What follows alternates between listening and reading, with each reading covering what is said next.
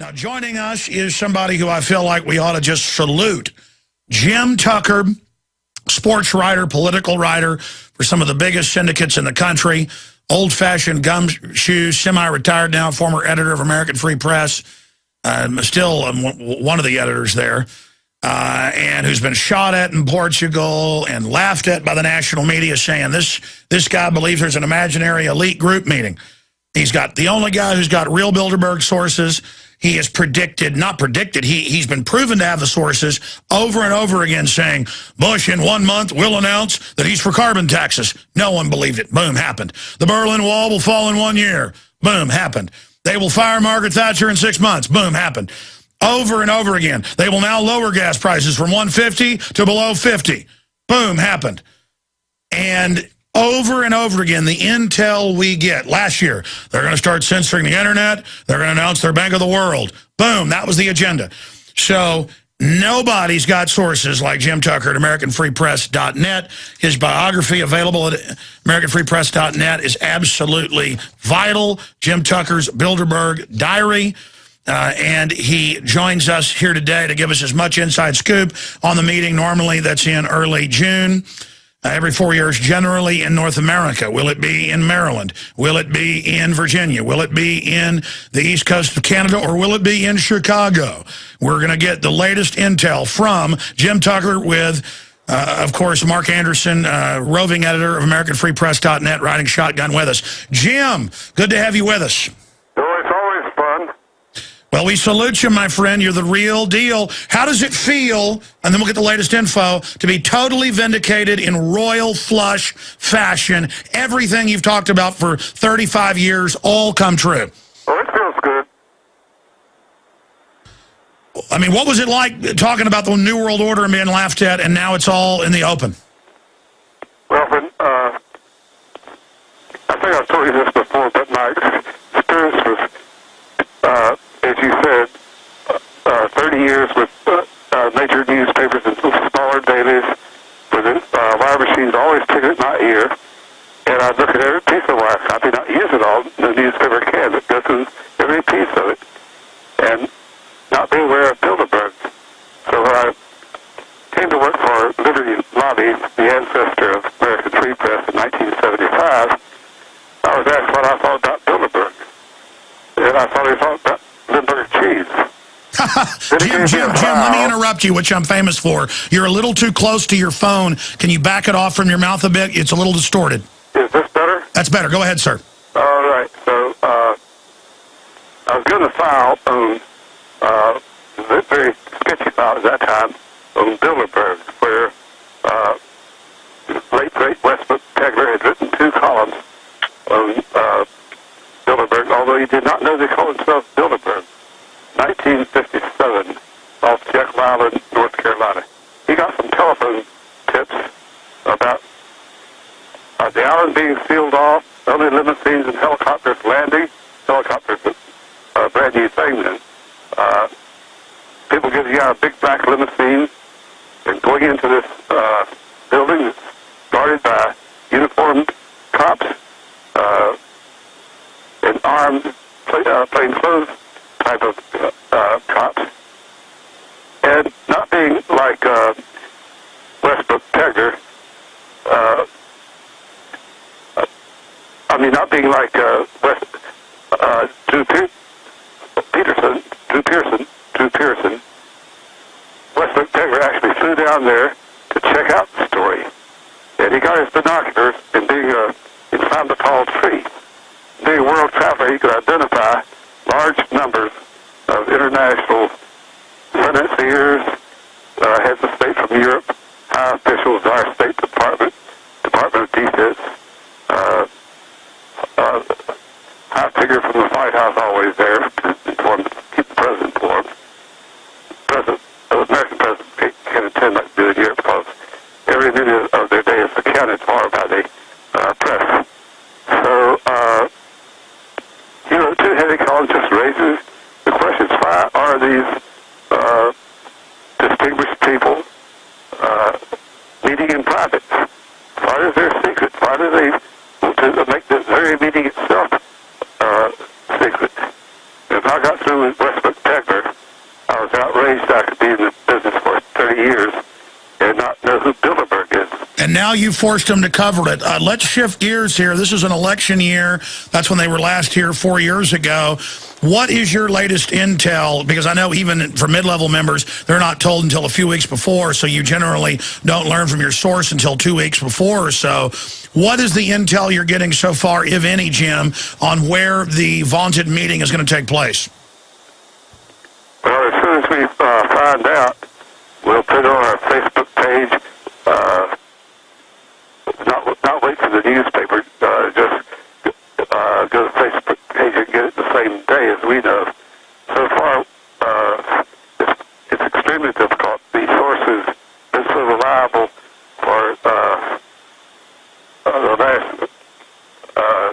15 and 20 years, and being able to nail them because he is Bilderberg quality. He's an international financier,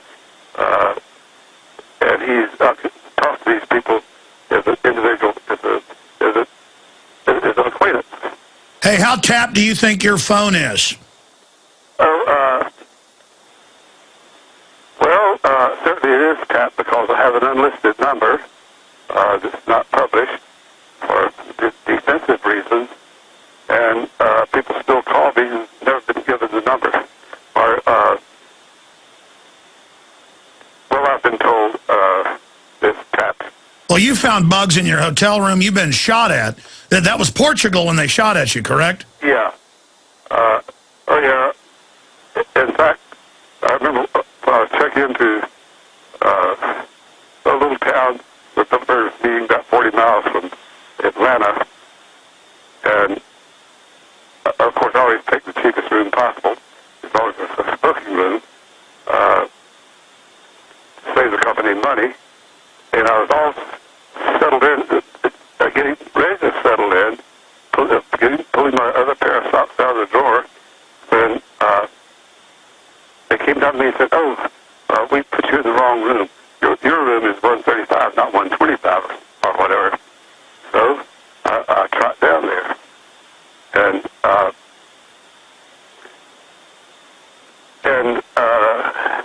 after about an hour or so, lunch and newspapers, I rolled back.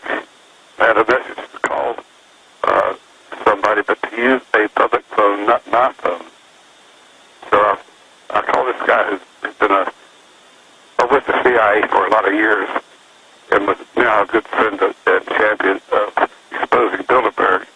Called me and said, your phone is tapped. So is your chair.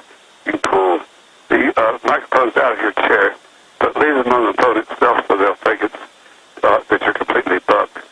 But always remember, when you're on that phone, somebody's listening. Incredible. Now, we've got Mark Anderson riding shotgun. Pop in any time. Mark, you've got points you want to make. So you have no intel right now on where it's going to be, is what you're saying, Jim? Yes, and as soon as we do, we'll tell you. Well, what do you think of them saying it's going to be Haifa over in Israel? Because, I mean, isn't it always every 4 years in North America, or do they ever break with that sometimes? I've not been able to confirm anything about this Israel thing. I kind of doubt it, but I'm still trying to check it out. What does your gut tell you? I mean, if they're going to be having the G8 summit at Camp David, and they're going to be having NATO in Chicago, I mean, don't they like to be in the U.S. when there's a big election every 4 years? Well, they don't always tell it to elections because their orders are carried out anyway. They own both horses of a two-horse race. Ever since and after Richard Nixon, every president after Richard Nixon has been a member of the Trilateral Commission, the junior varsity, before becoming president or vice president. So in both parties. So they always own, as I said, those horses of a two-horse race. Sure. Let me raise this point. Mark Anderson, are you still there? Yeah, I can chime in anytime. I do think that the every 4 years presidential race is a pretty good barometer, and I think that despite all their pseudo-sophistication, these people are somewhat predictable. I'd say it's a high likelihood it'll be in North America this year, although not guaranteed. They trotted out Barack Obama in '08 and, got their imprimatur on him. I believe back in the early 90s, they also trotted out the obscure Arkansas Governor Bill Clinton and said, will he do? Can we put him in the White House? And everybody nodded and said, sure, a little gamey, but we'll go with him and all that. And so, they do have to get somebody lined up for president that will get the nod of these chess players. Just like Gordon Brown or Tony Blair or any of them, or Von Rompuy of the EU. What about this, Jim? What about this point that a lot of times about trilateral commission meetings would have happened, or Bilderberg steering? Do you have any intel on the last steering meeting and what is front and center on their agenda right now? Last time you got a snapshot. Can you give us that data point? What's on their agenda? Who are you asking? You, Jim. Okay. Their agenda remains a war with Israel, with spending mostly American money and shedding mostly American blood and backup type of things. So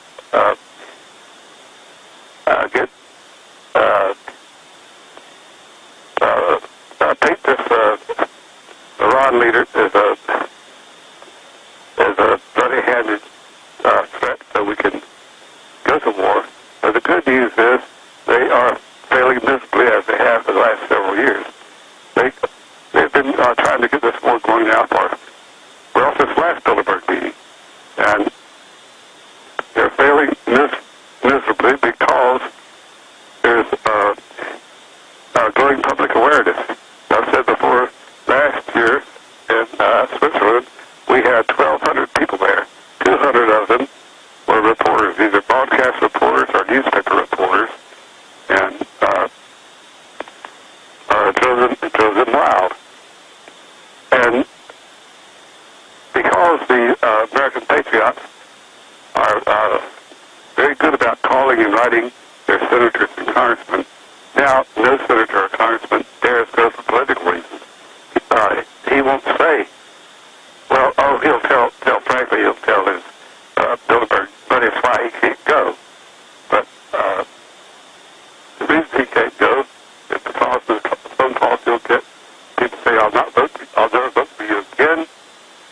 And then their elections get closer. We've had a couple of upset elections as a result. The Tea Party is going strong as a result. And American patriotism is.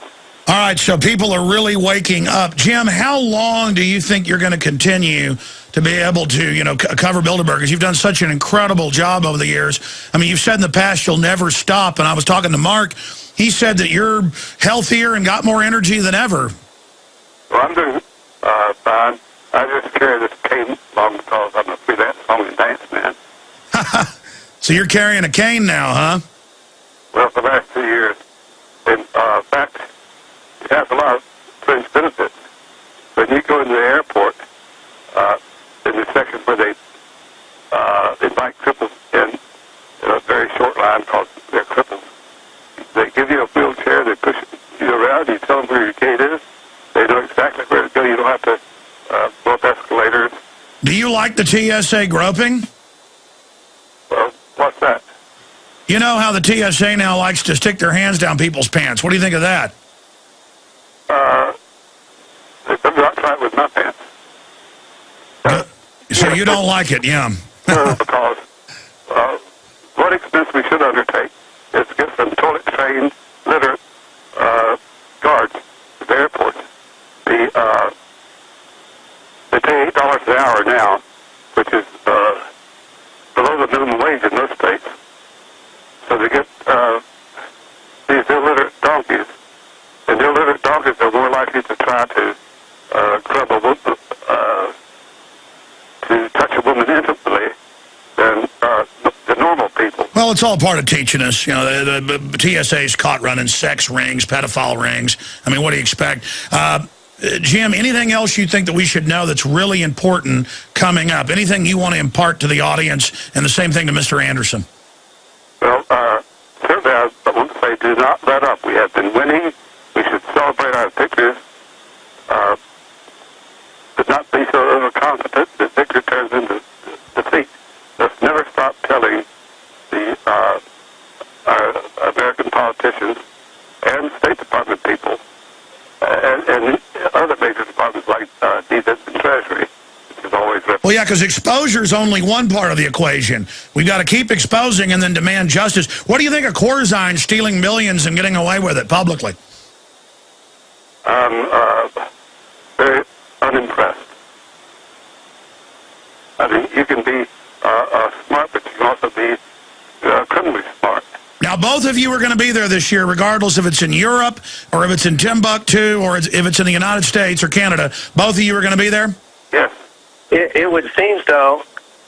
You know, of course, that's always predicated on resources provided we have the resources to do so. Like any other news organization, things are kind of lean. But I'll just add, because I've got to cut out here, but I'll just add that Nicholas Burns told a Chicago Council on Global Affairs audience last night that, reconstituting and redefining NATO is a huge thing, and they want to move to the Pacific Rim and Asia and contain China. It's another big thing, and team up with Australia and New Zealand, and a huge thing is the Trans-Pacific Partnership. Absolutely. Well, listen, I want to say bye to both of you off air here in just a moment. But I want to thank Jim Tucker. I want to thank Mark Anderson, AmericanFreePress.net. You can find their Facebook. Mark, on the top of your head, what's the Facebook address for American Free Press? I actually don't know. Hey, it's all right. It's linked up on the website, and we'll find out during the break and plug it after the break. Our site's Infowars.com. Let me say bye to both of you right now.